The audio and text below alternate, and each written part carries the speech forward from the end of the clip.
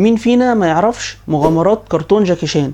ومين فينا ما كانش نفسه يكون عنده رمز من الرموز اللي كان بيجمعها جوه الكرتون؟ وقبل ما نتكلم النهارده عن قوة الرموز، يلا بينا نفتكر الناس اللي كانت جوه الكرتون. جاكي شان كان عالم آثار وكان عايش في الصين وكان عنده خبرة في فنون القتال. وجيد كانت ابنة ابن عمه، والعم كان عجوز ومش عاوز وعنده قوة تشي، وكان عنده برضه وكمان محل آثار. واخر واحد كان معانا بالنسبة للناس اللي كانوا تبع ابطال الخير، الضابط اللي كان اسمه بلاك. نيجي بقى لابطال الشر، وكان اولهم واحد اسمه بالمن، رئيس عصابة اليد السوداء، وكان هو اللي مسؤول يجمع لهم كل الرموز. والراجل ده كان معاه 3 اشخاص كانوا اخيب من بعض، لكن اهم واحد من ال3 دول كان واحد اسمه شيندو. ده كان راس تنين على هيئة جسم انسان، والراجل ده كان بيحكم الصين لمدة 1000 عام. الراجل ده كان عنده كل القدرات الخارقة وكان مجمع ال12 رمز. بس زي ما تقول كده اتباع الراجل ده في يوم من الايام عملوا ثورة عليه وثورة على الشخص ده، لحد ما في الاخر خسر كل الرموز وكل قوته وبقى عامل زي حتة الحديدة. والرموز اللي كان فيها القوة كلها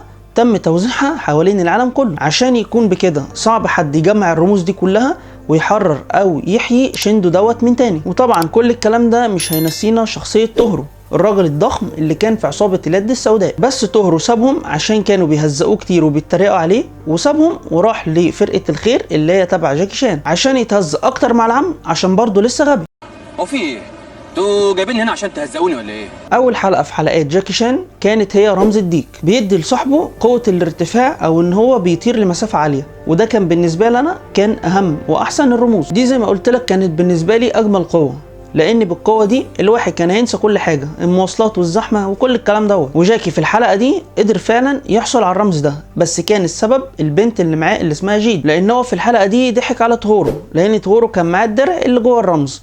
توهرو خد الدرع وجيد هي اللي خدت الرمز. ونروح للحلقة الثالثة اللي كان موجود فيها رمز الثور. في الحلقة دي كان في مصارع حاطط الرمز في القناع وما كانش حد قادر يكسبه في المصارعة، لان رمز الثور ده كان بيدل على رمز القوة، وبعد ما اتاخد منه الرمز ده ما بقاش عنده قوة خالص. ونروح للحلقة رقم 4 اللي بيظهر فيها رمز التعبان. الرمز ده تحس ان هو قوة لهدف واحد، كانت كل مهمة الرمز ده ان هو بيخلي البني ادم يختفي. يعني من الاخر لو معاك الرمز ده كل اللي انت هتعمله ان انت هتفضل تسرق فلوس وتلم فلوس عمال على بطال. ونروح للحلقة رقم 5 اللي ظهر فيها رمز الارنب على ظهر السلحفة، ودي كانت حتة كرييتيف منهم. الرمز ده كانت كل المهمة بتاعته ان هو للصراع القصوى، كان اللي يمتلك الرمز ده مستحيل اي حد يمسكه. الرمز ده كانت كل المهمة بتاعته ان هو للسرعة القصوى، كان اللي يمتلك الرمز ده مستحيل اي حد يمسكه. وهنا بقى انا وانتوا هنلعب مع بعض لعبة كده حلوة وبسيطة في الكومنتات تحت. لو انت عندك فرصة ان انت تاخد رمز واحد، يا ترى تختار انهي رمز من الرموز اللي انا قلتها لحد دلوقتي؟ وما تستعجلش لسه في رموز جايه. نروح للحلقه رقم 6 اللي ظهر فيها رمز غريب شويه، رمز الخروف، وده كان بيدل على خروج الروح من الجسد. بمعنى يعني ان انت لو كان معاك الرمز ده ممكن تسيب جسمك في مكان وتتحرك بروحك، وساعتها هتفضل تتحرك زي الشبح، زي فيلم على جثتي بتاع احمد حلمي. وانا من رايي الشخصي انا ما كنتش حابب الرمز ده خالص. مالكش دعوه مالكش دعوه. وفي الحلقة رقم 7 بيظهر لنا رمز من أقوى الرموز، رمز التنين الصيني، وده كان الرمز المفضل للراجل اللي كان اسمه شيندو. الرمز ده كان بيدل على قوة النار، كان زي ما تقول كده بيخليك تطلع نار أو حاجة زي كده أو تتحكم فيها، وده كان بيخليك تخرب كل الدنيا اللي حواليك. لا ده كمان ممكن يخليك تطلع نار من إيدك. ولو انت كان نفسك تبقى زي الرجل العنكبوت، فاحب اقول لك ان انت هتبقى احسن منه، لان انت هتبقى الرجل التنين. ونروح مع بعض للحلقه رقم 8 اللي بيظهر فيها رمز الفار. في حلقه طويله غريبه وعجيبه محدش كان فاهم الرمز ده بيعمل ايه غير في اخر ربع في الحلقه. كانوا عاملين مزاد على لمبه في اطار خشب وكان فيها الرمز وقع في لعبه من العاب بنت اللي كان اسمها جيد. يعني انت لو عندك لعبه كبيره في البيت وحطيت فيها الرمز ده، اللعبه يرد فيها الروح. انا الصراحه مش هقدر احكم على الرمز دوت. لو معاكم انتم الرمز ده ممكن تقدروا تعملوا بيه ايه؟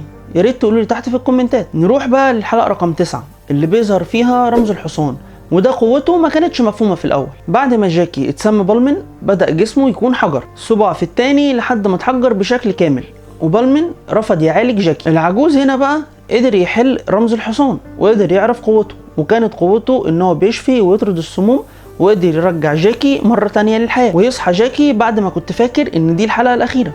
وانا الصراحة في التحدي اللي بينا في الكومنتات في اختيار الرموز، انا ممكن اختار الرمز ده لان هو رمز كويس جدا، انا ممكن اشفي نفسي في اي لحظة وفي اي وقت. ونروح للحلقة رقم 10 اللي ظهر فيها رمزين، رمز الكلب ورمز الخنزير. اللي قبل كده الرموز كانت اساميها ماشية زي الفل. بالنسبة لرمز الكلب كان قوته عبارة عن درع حماية، يعني لو حد ضرب عليك نار مش هتأثر فيه. والرمز بتاع الكلب كان بيحميك من الأضرار الخارجية فقط. أما بالنسبة لرمز الخنزير بيخليك زي البطل اللي بيكون في الأفلام، هيكون عندك أشعة حرارة بتخرج من عينيك. رمز جميل. وانا الصراحة مش عايز اطول معاكم في الفيديو عشان اكون خفيف وحلو كده معاكم، وهنقول لكم على اخر رمزين معانا، رمز القرد والنمر. رمز القرد كان موجود في الحلقة رقم 11، وده كان موجود تحت المية. وظيفة الرمز ده كان بيحولك من انسان لمؤاخذة حيوان، واللي اتحول في الحلقة دي لقرد كانت البنت اللي اسمها جيد. انا ده بالنسبة لي كمتعة رمز جميل. اما بقى رمز النمر كان من الرموز اللي عليها علامات استفهام اللي كانت مكتوبة في الحلقة. رمز النمر ده كانت مهمته ان هو بيقسم الشخص لإلين واليانج. الإلين واليانج دول ده الخير والشر جوه الانسان، ودي العلامة اللي بتلاقيها في الكونغ فو. يعني لو انت شخص طيب وكويس هيكون ليك شخص شرير عكسك تماما، ولو انت شرير هيكون ليك واحد طيب برضه عكسك تماما. انا الصراحة مش عارف فايدة الرمز ده غير لو انا معايا خناقة وانا انسان طيب او مطلع الرمز على طول. وهنا هنيجي لوقت التحدي. اختار رمز من ال 12 رموز في الكومنتات، بس تكتب السبب اللي انت اخترته عشانه، ونشوف مين اجمد واحد اختار. وكمان البنات اختاروا انتوا كمان. انا عن نفسي هختار الثور والارنب والفار. كده نكون خلصنا الحلقة، واشوفكم في الحلقة الجاية. مع السلامة.